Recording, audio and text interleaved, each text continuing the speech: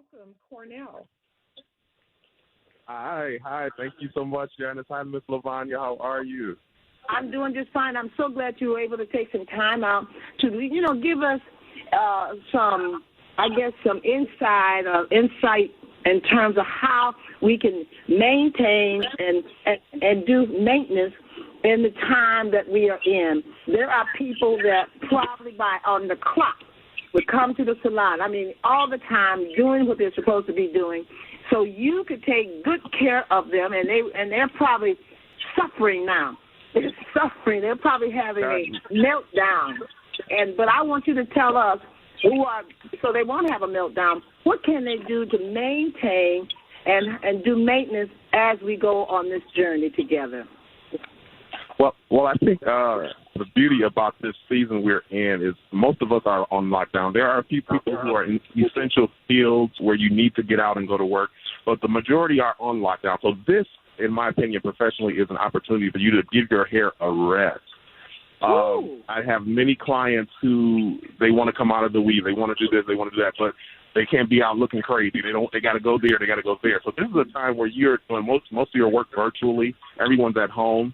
So I think this is a time to focus more so on conditioning, keeping it clean, and just letting the scalp breathe. I think if people can embrace that moment, I think you'll be in a better position when it's time to go back to your professional to get your hair service. Now, that is so interesting. So let me say this. So now I'm going to just deal with the different hair. So the young sisters with the afros, and their sisters with the weaves, and their sisters with the wigs. Give us a breakdown. How would you suggest to them to give their hair a break? And then there's some people who are really in the midst of, I needed to get my weave taken out yesterday, and I can't now for the next 3 weeks. So talk to me about those situations. When it comes to the natural hair, I think the best approach to take, for those that are wig wearers, definitely, you can have your hair braided, plaited underneath, oil your scalp good, make sure it's cleansed and conditioned. So you're already set. But there are some who don't have wigs. So I would say let's go try to get to the natural state. If you have a curl pattern, let's work with it, play with it a little bit. This is a good time to experiment. See what the curl pattern looks like. So maybe you can start to embrace the natural curl here and there. There's nothing wrong with weaves and all that kind of stuff, but maybe that may be an option that you can explore right now. For those that are in a weave that maybe didn't get a chance to get into the salon, then that's funny you said that, because I had a client call me Tuesday, and they was like, oh, my God, I made it just in the nick of time. She had an appointment Saturday, and, the shutdown came Saturday afternoon. So Sunday morning, she was rejoicing because she was looking good. But for those that weren't able to make it in, I would go so far as to say, see if you can find someone that can help you take it down. I don't want to suggest that you keep it, only because many times keeping your weave too long can really damage the hair. But I see a lot of women who try to remove it on their own, and they end up cutting their hair out. So if you could, first of all, have patience, because it's going to take some time, because taking it out is just as a job as putting it in. It's not more of a job. And that's what people don't realize. So find someone that has patience to help you, maybe your granddaughter, a niece, or somebody that can kind of help guide you as you help to take it down. Get it out, comb it through really good, moisturize it good, shampoo it, condition it, and then let it breathe for a couple of weeks until we get through this. What about the people, and I think probably the same scenario would be for folk who have braids. Would you agree, or is there another suggestion for those individuals? If you have braids or maybe like a 2-strand twist, and you're due for a retouch or a service, it would be the same approach. And for those, I would say you have to really take your time, and you may want to even take it a day by day. Sometimes you might have to take a section down in the center and maybe wait a couple of days, because it is an exhausting thing, especially if you're not used to it. For the professional, we can kind of sit through it. But for the average person, it will be exhausting. So I would say you definitely, if your hair is in any kind of braids or something, and you know you're overdue, you want to definitely try and take your time and get it out. I would not say keep it in, because your hair can get dry and brittle, and when you finally make it to the salon, which may be a month from now, you could be looking at some serious breakage. So just take your time, get your oils. Avocado oil is good. Olive oil is good.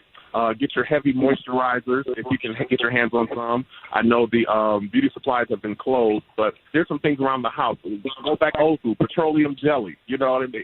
It doesn't necessarily penetrate the hair shaft, but it'll help kind of give you some moisture to kind of get through tangles and things, you know? So kind of use the resources you have. Right, and I like to say, Cornell, that if you're going back to old school, you can actually use hand lotion or some sort of lotion. That's if you look at the ingredients on the back, hand lotion sometimes have some of the same ingredients that some of this newfangled information that they have out here. It might not have shea butter in it, but it does really make a difference. So look at the things that you have at home.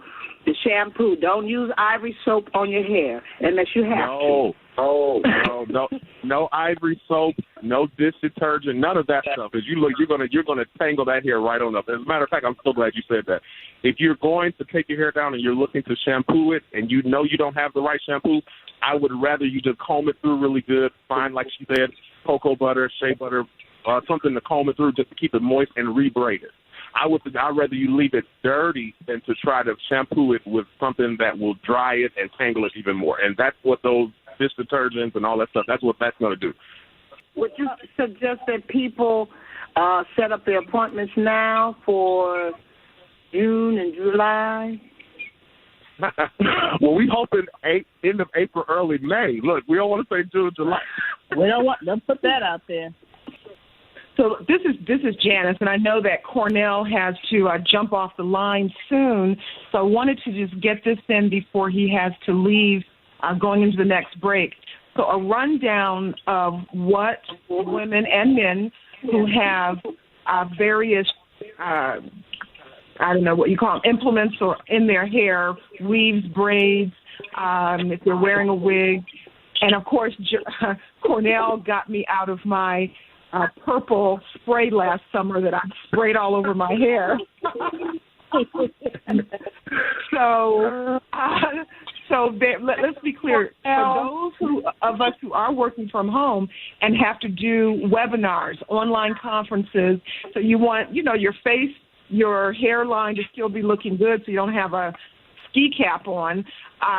What about those gray hairs that are in the front? Should people be using, because I know sisters do tell me, they'll use some mascara just to get over. What do you think about that? Yeah, mascara is good. Just make sure you blend properly. But yep, mascara, just for the around the edges, that would work perfectly. They even have the edge controls that have tints to them now. I'm not sure if you're familiar with that, but some of that can work just to kind of really kind of overshadow the gray and give you a little color as well as lay your edges down. So yeah, that's a good option.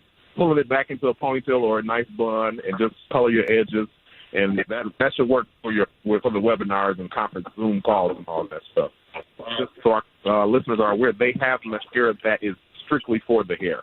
I would suggest getting that more so than the eye makeup. And it looks just like the eye makeup, but it's made to tint just your edges. So just keep that in mind.